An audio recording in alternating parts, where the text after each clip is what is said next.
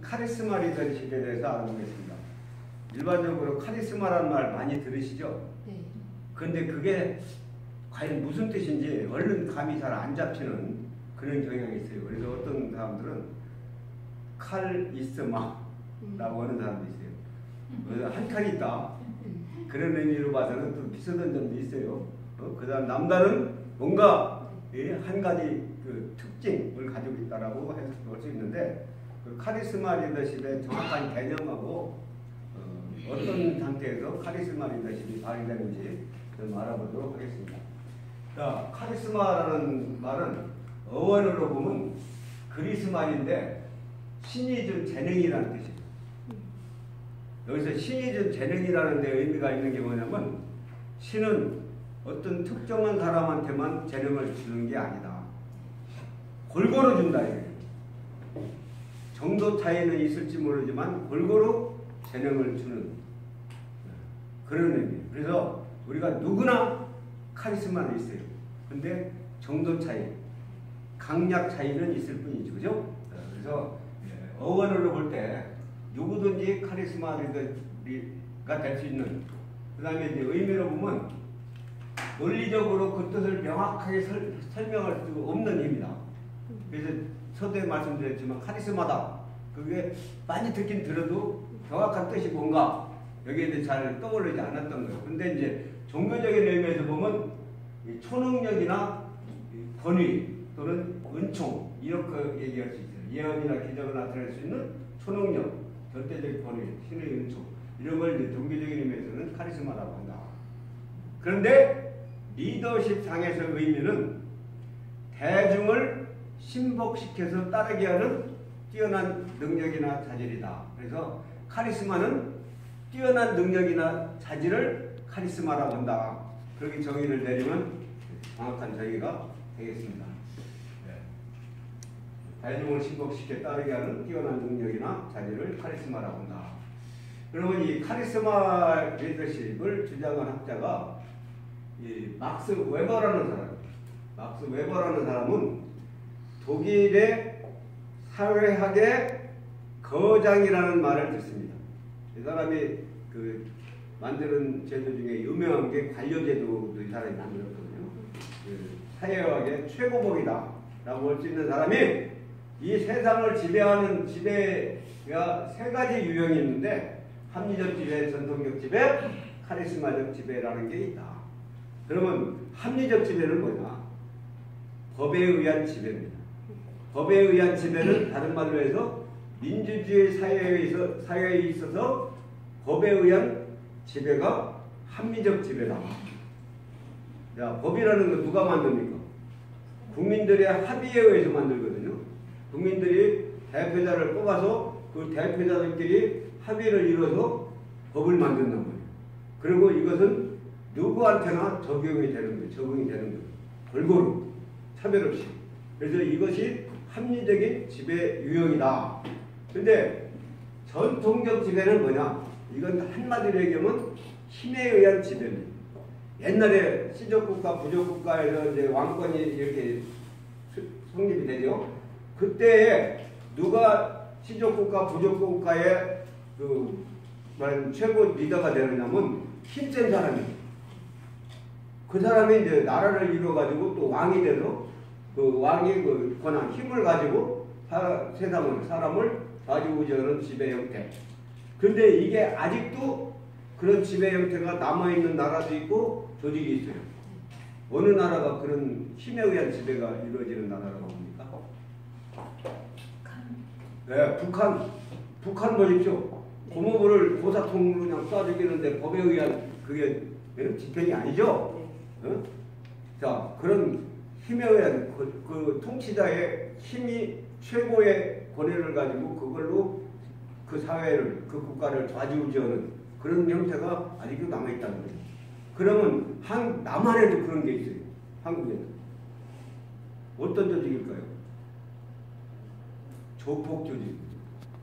조폭 조직에는 힘센 사람이 조폭 두목이 되고, 거기에 두목의 얘기와 두목이 허구당한 대로 그 사람들을 이끌고 지배를 하는 그런 형태가 근데 이 합리적인 법의 지배도 아니고 전통적인 힘의 지배도 아닌 다른 형태의 지배가 있더라.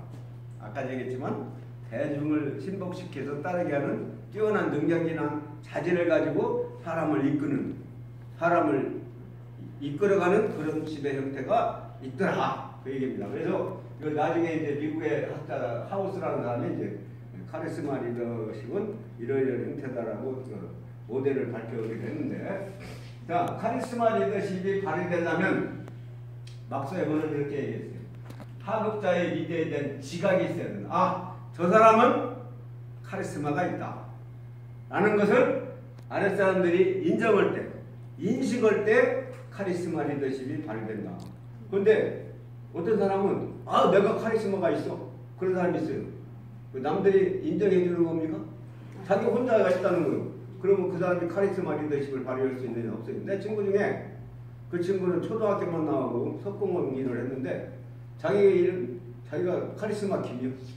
자기가 카리스마가 있다 그래요. 친구들이 뒤에서 뭐라 그래요. 그냥 웃고 말이죠. 아랫사람들이 인정할 때만 발휘된다. 그래서 이 리더가 남들이 갖고 있지 못한 천부적인 특성을 갖고 있다고 해서 천부적인 특성이라는 건 천부라는 거예요. 하늘이 준 그런 의미라는 거죠. 하늘이 준 특성을 가지고 있다고 학업자들이 느끼게 될 때 비로소 리더는 카리스마 리더십을 발휘한다. 그 얘기입니다. 근데 여기서 이제 문제가 되는 게 뭐냐면, 비판의 소지가 있는 게 뭐냐면, 리더를 너무 초인적인 영웅식, 우상숭배 이런 경향이 없지 않아 있다. 그건 민주사회에서 잘 안 맞죠. 어떤 사람이 법을 초월해서 절대적인 권력을 가지고 한다는 것은 민주주의 사회에서 합당하지 않다. 그런 비판이 제기되기도 합니다. 지금도. 그러나 이 위기관리에서는 필요하다. 자, 사람이 수십 명이 또는 한 사람이라도 죽을 그런 상황, 긴박한 상황인데 찬반 토론하고 갑론을박하고 이래가지고 의견을 수렴해가지고 어떤 의사결정을 한다? 그러면 이미 사람은 죽는다고 해요. 그런 위기 시에는 카리스마 리더십이 필요하다. 절대적인 능력을 가진 사람이 정확한 거기에 해답을 가지고 그 사람들을 이끌어 나가는, 그래서 위기를 헤쳐나가는, 극복할 필요성이 있다. 그래서 좋은 사례로 얼마 전에 그 칠레에 광부들이 매몰됐던 사건이 있죠. 그 광부들이 33명이 69일간을 700m 지하에서 갇혀 있었어요. 그 위기잖아요. 33명이 그냥 죽는 거예요. 여차하면. 그런데 그 지상과의 연락이 됐어요. 불행 중 다행히도. 그래서 살아있다는 것이 이제 확인되고, 그래서 그 사람들을 구하기 위해서 지상에서 지하로 이제 통로를 이제 뚫게 되는데, 그러면 지하에 갇혀 있는 사람 33명 중에 누가 있었냐면 루이스 우르소아라는 작업 반장이 있었어요. 이 사람이 그 사람들을 살리기 위해서 사람들을 조직을 했어요. 어떤 사람은 의료품, 어떤 사람은 식량, 어떤 사람은 엔터테인먼트, 즉 오락, 거기서 불안하고 긴장한 걸, 그 심리적인 것을 치료하고 위로하기 위한 그런 각각 업무 분담을 해서 일사불란하게 그 조직들이 오랫동안 제한된, 한정된 식량을 가지고 생존할 수 있도록 이 사람들을 이끌었단 말이에요. 그런 사이에 이제 땅 위에서 거기에 사람이 한 사람 간신히 서서 탈 수 있는 통을 그 지하까지 넣을 수 있는 구멍을 판 거예요. 700m. 그래서 파가지고 결국은 이제 거기에 한 사람씩 실어서 이제 구출을 하게 되는데, 루이스 우르소아는 가장 늦게 그 통을 타고 나오게 되는 거예요. 그래서 33명 한 사람도 희생 없이 구출된 그런 위기로부터의 탈출 사례를 우리가 잘 알고 있습니다. 근데 여기서 우르소아가 한 행동을 보십시오. 그 관리를 잘했을 뿐만 아니라 거기서 자칫하면 그 구멍이 무너진다든지 훼손되면 못 나오거든요. 그래서 누구든지 서로 먼저 나오려고 할 것 같아요. 근데 자기가 리더가 가장 자기가 늦게 나오는 그런 희생적인 리더십을 발휘해요. 그게 바로 카리스마 리더다. 그래서 카리스마 리더십은 위기, 조직의 위기 상황을 극복하는 수단으로서 지금도 연구되고 지금도 시행이 되고 있다라고 볼 수가 있습니다. 그러면 이 카리스마 리더십을 발휘한 사례를 몇 사람을 한번 알아보겠는데, 이것은 삼성경제연구소에서 그 카리스마 있는 리더들을 선정해서 이제 예를 들었던 사례를 제가 인용을 한 건데, 자, 이 사람은 누구냐면 잭 웰치라는 사람이에요. 잭 웰치라는 사람은 누구냐면 그 미국의 GE, 제너럴 일렉트릭, 즉 전통적이고 세계에서 가장 오래되고 가장 그 제품을 잘 만드는 최고의 가전제품 회사예요. 누가 만드느냐면 토마스 에디슨이 만드는 회사입니다. 그 회사의 CEO로 자기가 부임돼가지고 회사를 과감히 구조조정하고 업종전환하는 전통적인 가전제품 회사를 금융업, 밀수업, 서비스업으로 이 구조조정을 해가지고 세계에서 가장 유능한 CEO로 각광을 받던 사람, 즉 스티브 잡스나 또는 빌 게이츠 직전에 세계에서 가장 훌륭한, 가장 유능한 CEO로 각광받던 사람이에요. 그런데 그 사람이 전통적인 제조업을 그대로 고수했더라면 그 회사가 지금 존재하겠어요? 망했겠어요? 우리 잘 알다시피 노키아라는 회사가 일반적인 휴대폰을 세계 최고로 잘 만들고 많이 판매했는데 스마트폰에 눈을 돌리지 않았기 때문에 뚝딱 망했거든요. 그런 식으로 이 제너럴 일렉트릭도 구조조정, 업종조정을 안 했더라면 망했어요. 왜? 지금 현 시대에서 세계에서 가장 가전제품을 많이 만들고 가장 좋은 제품을 만들어서 세계 시장을 석권하는 1등 그 가전제품 나라가 어느 나라인지 아십니까? 황인하 선생님.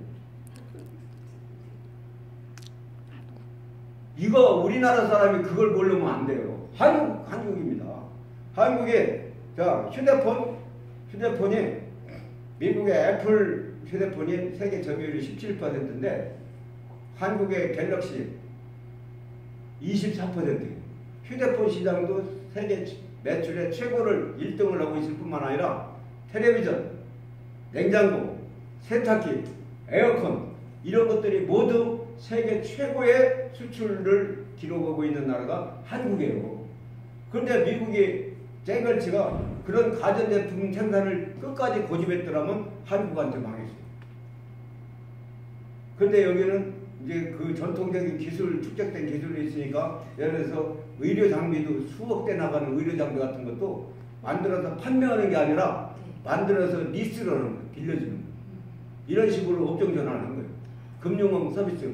그래서 이 사람은 대단한 CEO로 각광을 받는 사람인데, 이 사람이 가지고 있는 그 카리스마가 뭐였느냐? 밀착대화법이라고 해요. 밀착대화법은 뭐냐면 단도직입법이라고도 하는데 사람을 설득하고 이끄는 데 있어서 긴 말을 하지 않는 거예요.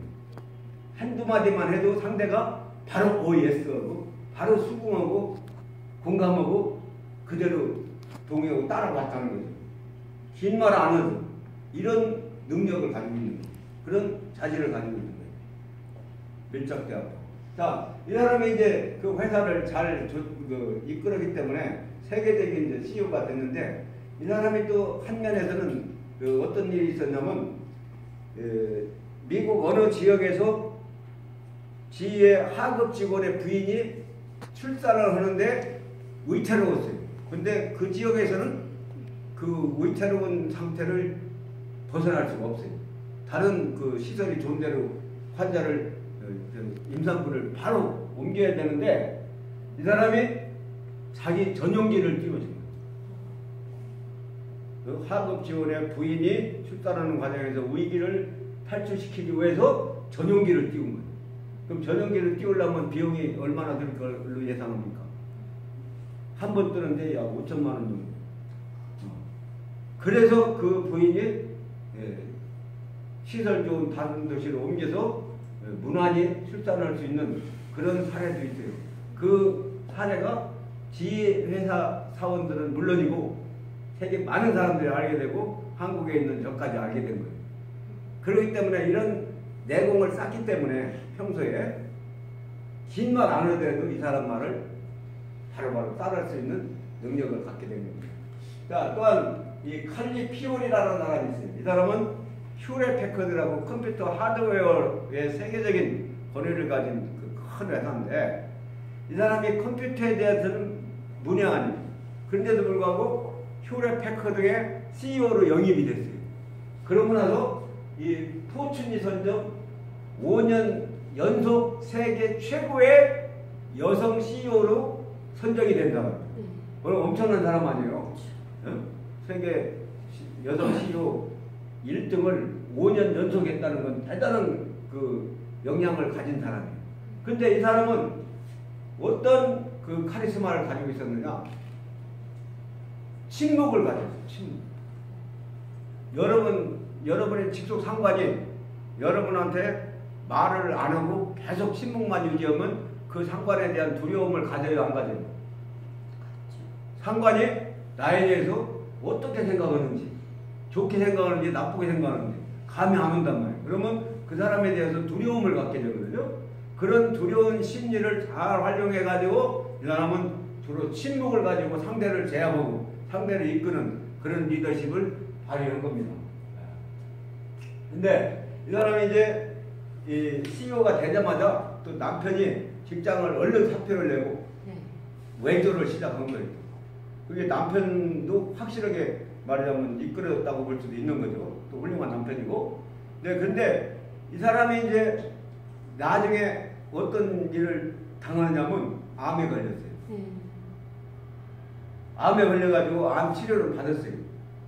근데 왜 암에 걸렸을까요? 사람이 할 말을 해야 되는데 그것을 못하고 가슴에 품고 있다. 그러면 스트레스 받아야 안 받아요? 스트레스가 암의 원인이라고 그러죠. 그러니까 할 얘기를 안고 꾹꾹 참고 침묵을 지키다가 자기가 암이 걸린 사람. 근데 나중에 이제 미국 캘리포니아 하원의원에 출마했다 안 됐어요.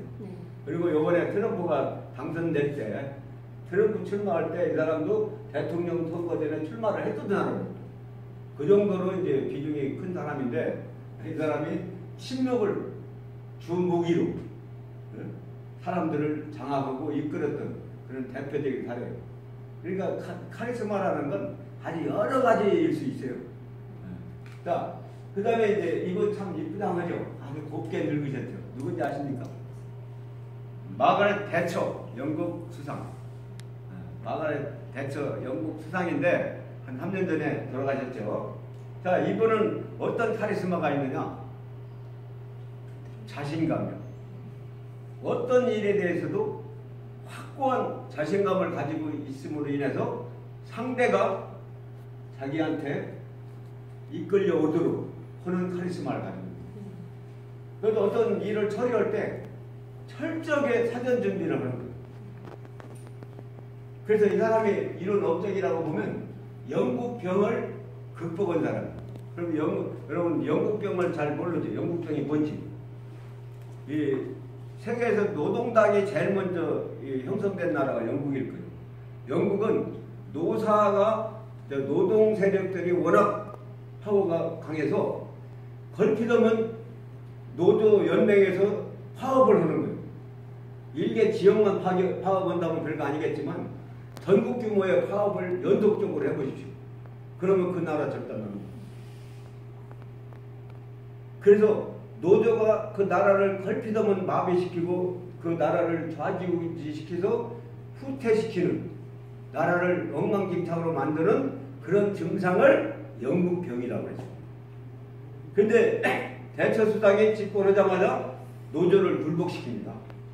자, 노조 대표하고 회담을 할 때 노조들이 주장하는 모든 사항들을 자기가 철저하게 연구해서 무장을 한 다음에 노조와 대치를 하면서 완전히 자기가 이긴다는 자신감을 가지고 노조 대표를 상대해서 결국 노조로부터 굴복하게 되는 그런 힘을 발휘한 거예요. 그래서 이 사람한테 주어진 별명이 뭐냐면 철의 여인. 철의 여인. 아주 강철, 대단한 파워를 가진 철의 여인이라는 그 별명을 얻게 됐는데, 이 사람이 이제 이 포클랜드 전쟁의 승리를 또 하게 되는데, 포클랜드 전쟁은 뭐냐면 아르헨티나 옆에 포클랜드 섬이 있어요. 근데 원래 이게 아르헨티나의 소속역인데 이걸 영국이 점령했던 것을 이제 영국이 해가 지지 않는 나라라는 막강한 영국일 때 이 섬을 점령했는데, 근데 영국이 이제 노조병등론에서 약해졌잖아요. 점점 세력이. 그러니까 영국을 속된 말로 물강하게 보고 물렁하게 보고 아르헨티나가 무력으로 점령을 한 거예요. 그래서 이제 영국이 또 그걸 그대로 뺏길 수 없잖아요. 그래서 전쟁이 일어나서 이중한 전쟁에서 결국은 포클랜드를 다시 회복을 했어요. 다시 뺏었는데 그 전투에서 영국인 병사들이 250명이 사망을 했어요. 그런 희생을 치르고 이제 다시 뺏었는데, 이때 대처 수상이 그 사망한 병사들의 부모들한테 일일이 친필 편지를 써서 위로를 하는 거예요. 수상이 250명한테 직접 편지를 써서 보냈다는 건 대단한 정성이고 대단한 성이죠. 그만큼 철두철미했다는 거죠. 그래서 이 사람은 매사에 철저한 준비를 해서 자신감을 가지고 상대를 제압하는, 상대를 내 페이스로 이끌어오는 그런 리더십을 발휘했다. 자, 이 사람은 누군지 아시겠죠? 거스 히딩크. 자, 히딩크가 한국에 처음 왔을 때 욕을 많이 얻었어요? 안 얻었어요? 욕을 많이 얻어먹었죠. 왜 얻어먹었냐? 히딩크 사단이라는 말을 했어요. 사단이라는 말은 인원이 많다는 의미거든요. 히딩크 사단이라고 해서 우리 한국 기자들이 굉장히 그 비난을 많이 했고, 또 이 사람 별명이 뭐냐면 5대빵이에요. 자, 평가전을 하기만 하면 5대0 뭐 이 정도로 계속 지기만 하는 거예요. 그러니까 계속 비난을 받던 사람이에요. 근데 이 사람이 데리고 왔던 여러 참모들, 속된 말로 떨거지들, 이 사람들이 누구냐? 이 사람들은 히딩크를 보좌하는 전문가 그룹이요. 그러니까 선수들의 심리 분석, 어떤 선수는 어떤 마음가짐을 가지고 있다든지, 그 다음에 체질 분석, 체력 분석, 포지션 분석, 그 다음에 이 사람은 어떤 식으로 운동, 연습을 해야 그 사람 능력을 제일 발휘할 건가, 이런 것을 고도의 과학 기자재를 가지고 분석을 해서 그 결과를 히딩크한테 줘서 보고를 해가지고 그 팀을 잘 말하자면 개선해서 이끌도록 하는 그 참모진이거든요. 이제 그런 것을 한국 기자들이 과거에는 못 봤기 때문에 그냥 떨거지들을 많이 데려갔다고 히딩크 사단이라고 이제 욕을 했는데, 나중에 월드컵에서 목표는 16강에 했는데 4강까지 된 거예요. 그래서 난리 났죠. 히딩크 리더십 해가지고 9개 출판사에서 히딩크 리더십이 발간이 되고 있는데, 이 사람의 카리스마는 뭐냐? 사람의 능력에는 한계가 있습니다. 내가 능력이 부족되면 다른 사람 능력을 활용할 줄 알아야 돼요. 그러니까 이 사람은 전문가들의 능력을 잘 활용해서 자기가 이루고자 하는 목표를 초과 달성하는 그런 능력을 가지고 있다. 그러니까 분명히 히딩크도 카리스마가 있는 거예요. 한국 와가지고 월드컵 4강까지 가고 히딩크의 주가가 세계적으로 굉장히 올라갔던 거 여러분 기억하시죠? 자, 여러분 카리스마 넘치는 리더가 되고 싶습니까? 자, 아까 얘기를 했어요. 신은 골고루 카리스마를 줬다. 즉 재능을 줬다. 근데 그것을 내가 연구, 노력, 훈련을 통해서 그 재능을 최대한도로 키웠을 때, 개발했을 때, 그것을 남이 인정해 줄 때 카리스마 리더십이 발휘된다. 여러분 잘 아시다시피 김연아 선수가 피겨의 여왕입니다. 피겨의 여왕인데 저는 피겨의 여왕이라는 말에 굉장히 감동적인 이유가 있어요. 왜냐하면 제가 중학교 1학년 때 체육 선생님이 한국의 피겨 수준은 다른 나라 선수들은 대학생 수준이라면 한국은 초등학생 수준이다. 그래서 피겨 분야에서는 한국이 워낙 후진국이라는 얘기를 중학교 1학년 때 들었던 게 기억이 좀 생생하거든요. 그런 한국이 세계 피겨 여왕을 배출했다. 감동적이지 않을 수가 없어요. 근데 김연아 선수 어머니가 그 욕심이 많아가지고 딸을 좀 잘 키워보려고 여기저기 학원에다가 많이 넣었어요. 근데 다 시큰둥했어요. 근데 얼음판에다 데려다 놓으니까 얘가 시간 가는 줄도 모르고 속된 말로 거기 미치고 한장. 아, 얘가 얼음판에 대한 소질과 관심이 크구나. 그걸 발견하고 거기에 집중 투자해서 세계 여왕이 되게 했는데 그건 이제 겉으로 난 그 현상이고 김연아 선수는 이 한 가지의 동작을 익히기 위해서 3,000번을 연습했다는 말이 있어요. 그래서 김연아 선수가 빙상에서 넘어지면 엉덩방아를 찍겠죠. 10,000번의 엉덩방아를 찐 결과로 그 정도 피나는 노력, 처절한 노력을 해서 자기 카리스마를 개발한 거예요. 그래서 피겨의 여왕까지 되는 거예요. 그러니까 여러분들도 각자가 가지고 있는 능력, 재능이 뭔가를 그 중에서 남들과 비교할 때 내가 좀 더 솟아있는, 내가 좀 더 우수한 그런 능력을 집중해서 개발함으로써 남들한테 인정받을 때 카리스마 리더십이 발휘 된다고 할 수가 있습니다. 자, 그래서 스스로 노력하여 자신의 카리스마를 만들어야 되겠다. 그 얘기입니다. 자, 제가 오늘 말씀드린 것은 카리스마는 그리스 어원으로 신의 준 재능, 선물인데 이건 골고루 준다 정도 차이가 있지만 그것을 내가 개발할 책임은 나한테 있다. 그 의미는 뭐냐면 종교적으로 신의 은총, 절대적인 권위라고 볼 수 있는데 리더십상에서는 대중을 신복시켜서 따르게 하는 뛰어난 능력이나 자질을 카리스마라고 한다. 그 막스 웨버가 지배 형태가 세 가지가 있다. 합리적 지배, 전통적 지배, 카리스마적 지배였는데 합리적 지배는 법에 의한 지배, 즉 민주주의 사회에서 통용되는 전통적 지배는 힘에 의한 지배, 왕권 사회라든지 지금 북한과 같은 그런 한국 내에서 북극과 같은 지배 형태.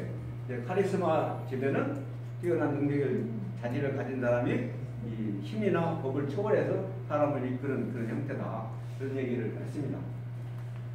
자, 그래서 예를 들은 게 이제 재결치 예를 들었고, 그 다음에 칼리피오리나, 그 다음에 영국의 대처 수상의 예를 들었습니다. 자, 여러분, 이 카리스마, 신은 누구에게나 준다. 그 다음에 자신이 신이 준 재능을 개발한 결과를 하급자들이, 부하들이 인정할 때 카리스마 리더십이 발휘된다라고 말씀을 드렸습니다. 자, 질문 있습니까? 자, 오늘 토요일인데도 불구하고 만사제 끼고 여러분들이 오셔서 잘 들어주셔서 저는 오늘 기분이 좋습니다. 저는 오늘 그러니까 행복하게 해주신 여러분께 감사드립니다.